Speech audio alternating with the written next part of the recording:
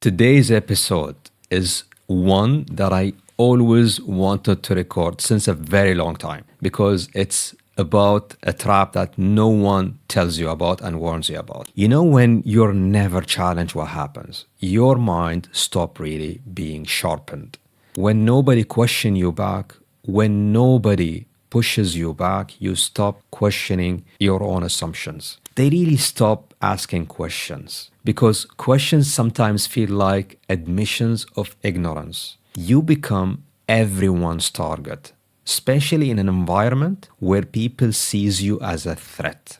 Because the moment you stop being challenged is the moment you start going backward. You just won't feel it yet.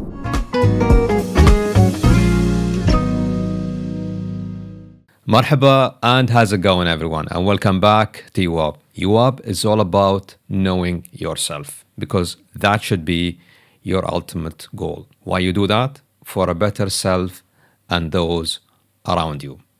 Because we all want to thrive in this specific light, and I really want to be part of your success.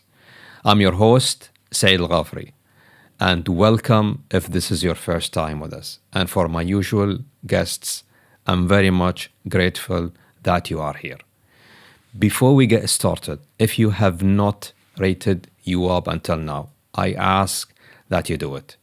So if you're on Apple Podcast, Spotify, or YouTube, it shouldn't take you a long time. So I ask that you do it right now as we speak. Why? It won't cost you anything, and it would mean a lot to me because we all want to grow our show and reach more people and spread Yuwab's purpose, and that is unlocking more potential. Today's episode is one that I always wanted to record since a very long time because it's about a trap that no one tells you about and warns you about. It's all about what really happens when you're the most capable person around anyone else and what that quietly does to you over time. Let me tell you something. Being the smartest person in a room, boy, it sounds so much that everyone wants to do. It's very much a compliment that when someone tells us that. You know, until things just go against us. And that's what we are going to uncover today. Why? Because think of it as a warning sign when that happens to you. Let's dive deep into that. You know, at sometimes in any higher performer's career, something really shifts. What happens is the meetings get very easy. The challenges that you encounter are not an issue that you should worry about, even just do it very quickly.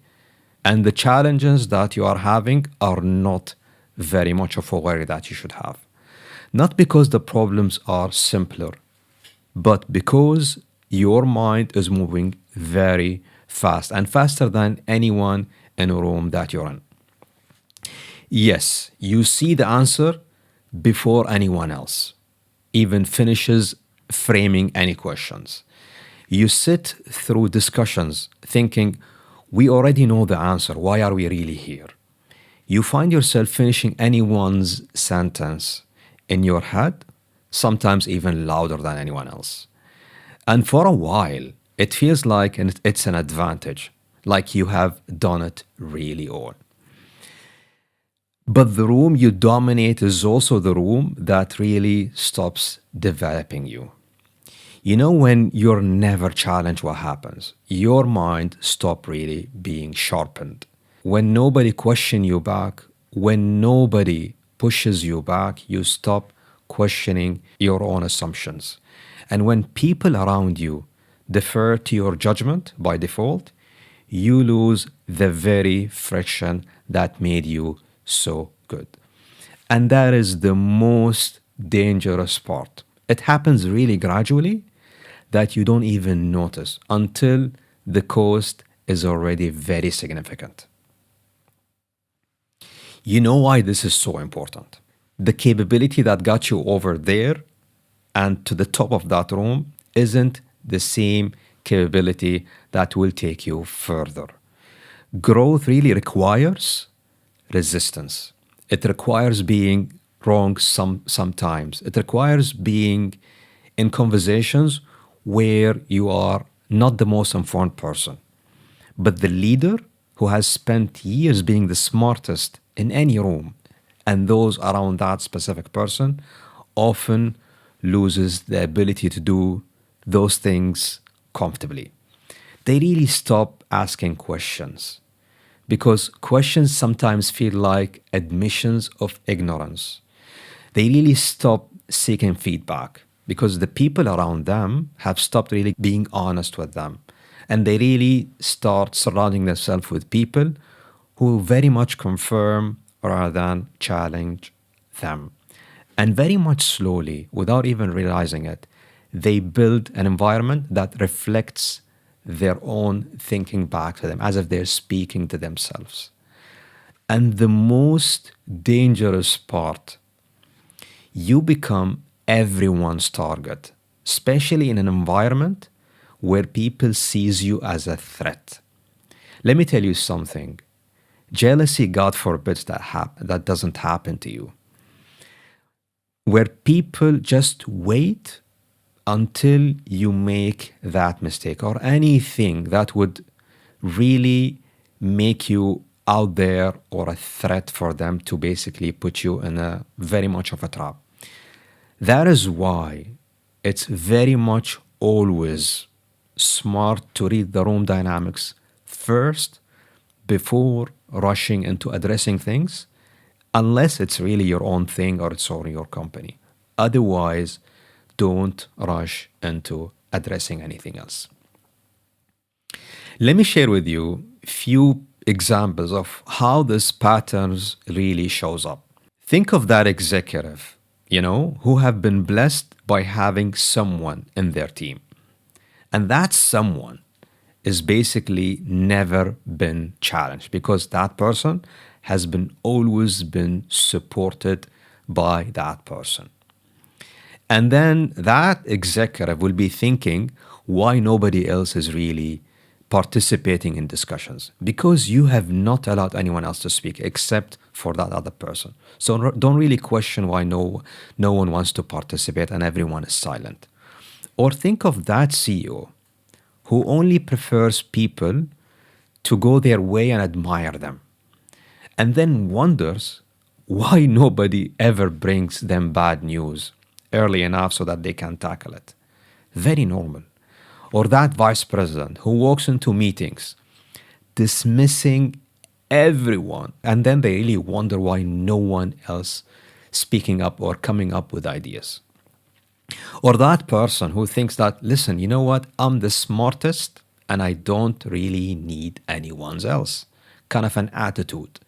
And then they wonder why no one wants to really work for them. Think of it.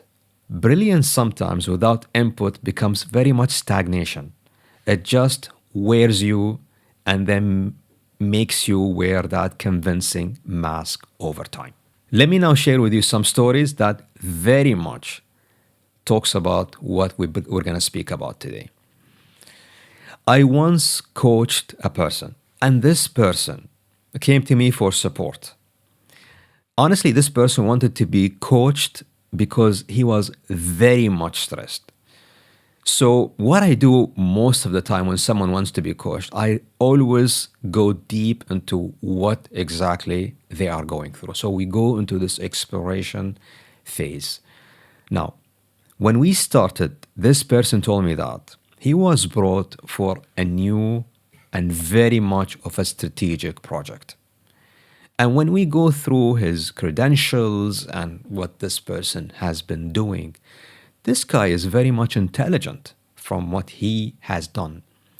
So the current, basically, activity or the project that he was brought in would be very much of a piece of cake.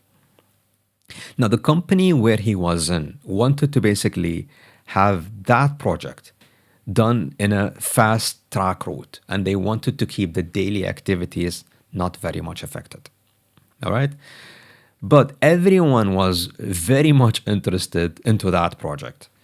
So what happens over time is when they pitched for that idea at a board level, everyone got excited. They were like, you know what, this is something that we should do. It went all the way down, spread out in the company, and everyone wanted to be part of that project per se. One day, the MD of that business brought everyone. Everyone was like, whoa, why is he basically bringing us to that specific room? And didn't tell them why.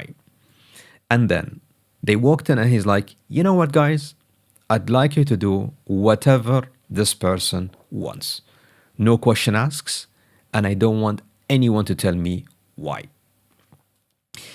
You know why this happened? Because this person went to the MD and he told him, no one does what I wanted. And he was complaining about everyone else, and everyone else is slow, and no one is really very much accommodating. Now, his wish was very much granted. And everything what he asked was basically a done deal, even faster than ever. What happened is everyone he went to was like, all right, you want us to do it? Sign this piece of paper. And everyone wanted just to not be part of what this person wanted because they knew that this person was going against the processes of the business. And the guy was like, you know what? I've been empowered, so I'm just going to sign that piece of paper, and nothing would happen. Eventually, and what happened and what would normally happen is people really wanted him to fail so bad, honestly. And what happened is he started basically giving opinions about other people because that MD was very much accommodating everything that person was doing. And what happens eventually is people even hated him even more because they were not allowed to give opinions about his project.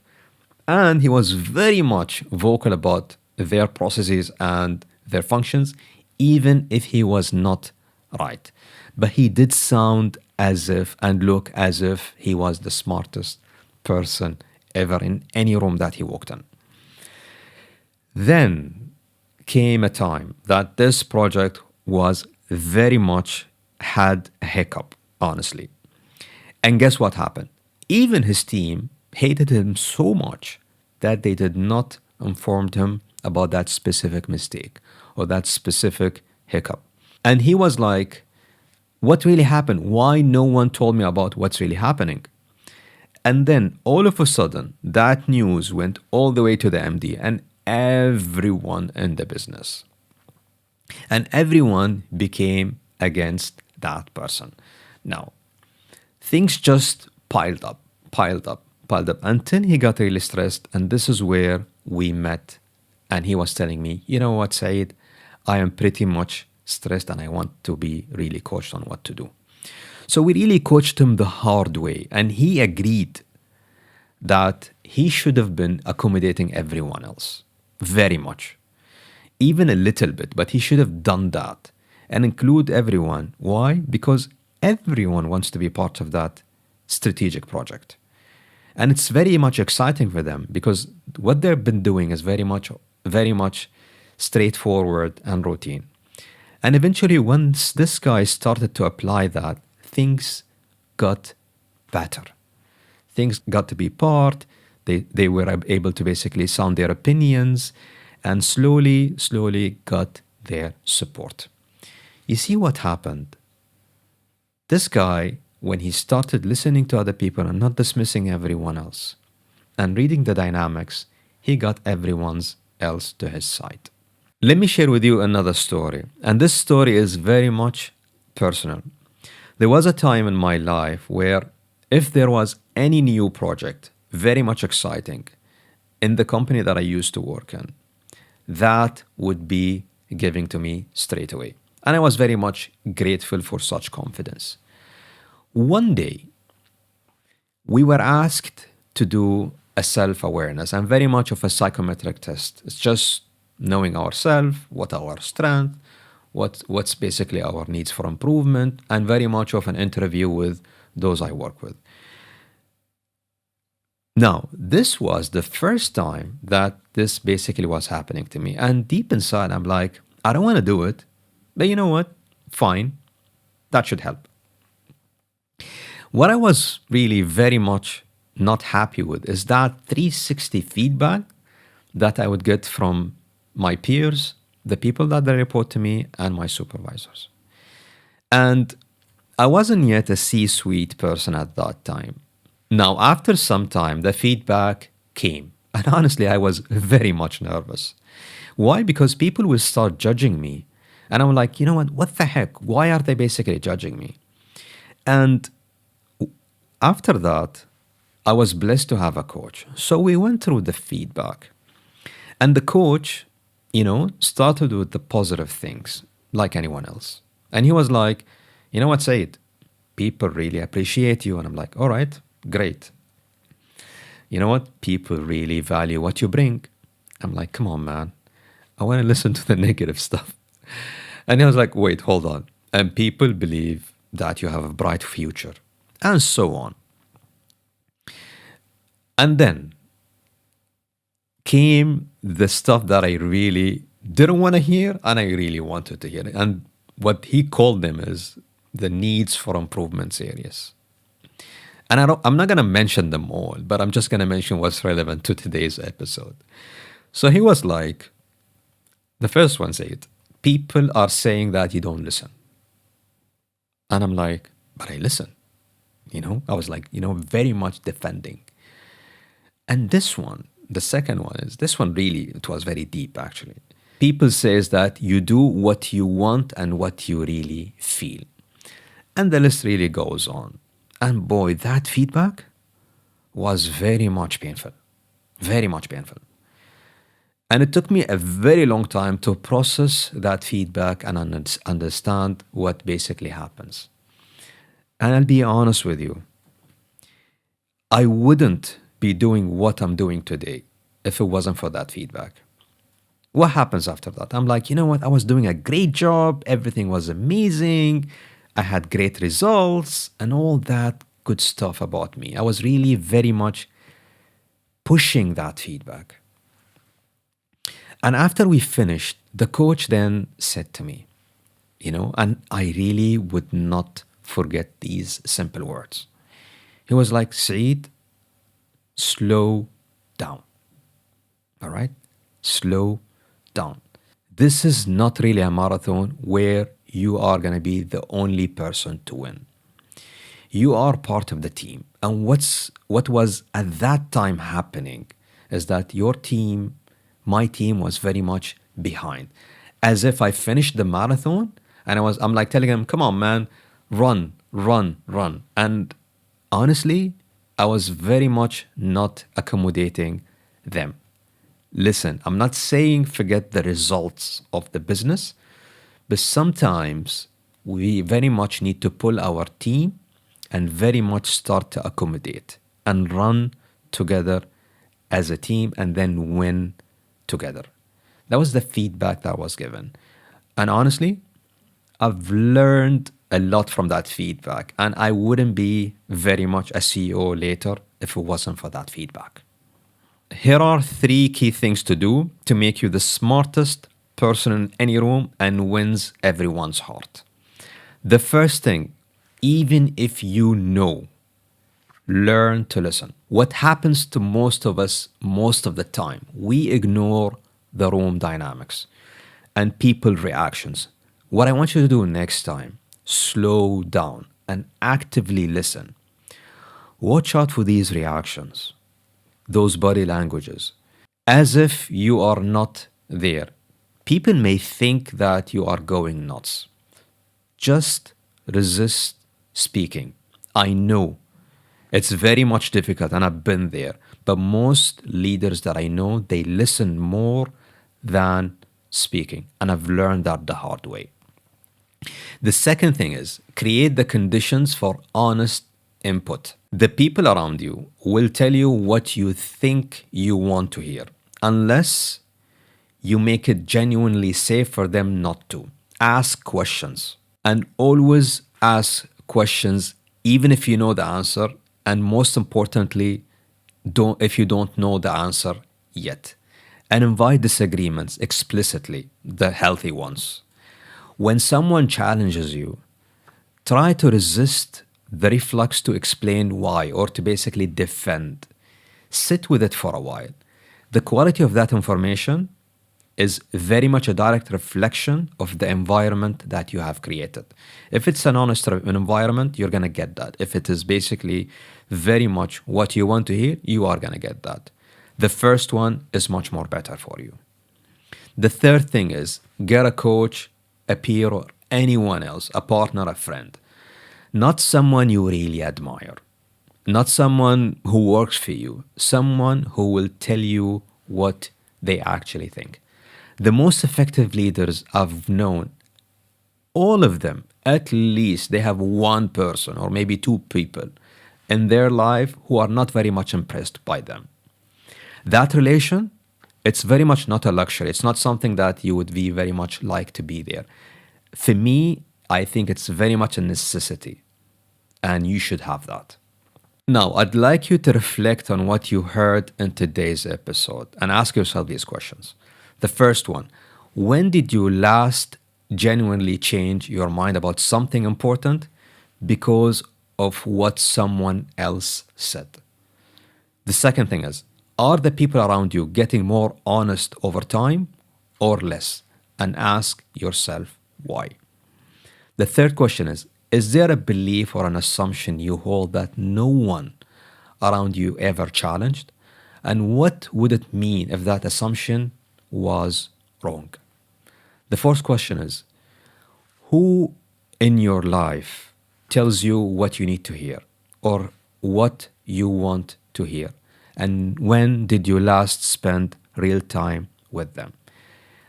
I know these questions are not very much comfortable, but they are the ones worth sitting with and reflecting around, because that's going to be the start of your growth. And listen, being the smartest person in the room is not a destination. It's very much, for me, a signal. It's a wake-up call that requires your attention. It could be the need to change the room itself, but most of the time, it requires a serious change, an uncomfortable one, to reach new limits. And that's how you grow while being humble about it. And as we close, what I want to leave you with today is the room that challenges you is very much worth more than the room that confirms you. Try to seek discomfort and invite challenges, and surround yourself with people who says no to you, not people who really make you feel very much certain. Because the moment you stop being challenged is the moment you start going backward. You just won't feel it yet. It would come very much gradually and slowly. And as we come to the end, don't forget to rate this specific episode and Yuwab podcast. And please share and like this episode. Someone out there needs this reminder. Thank you so much for being with me. And until next time, seek that discomfort and lead with humility. مع السلامة.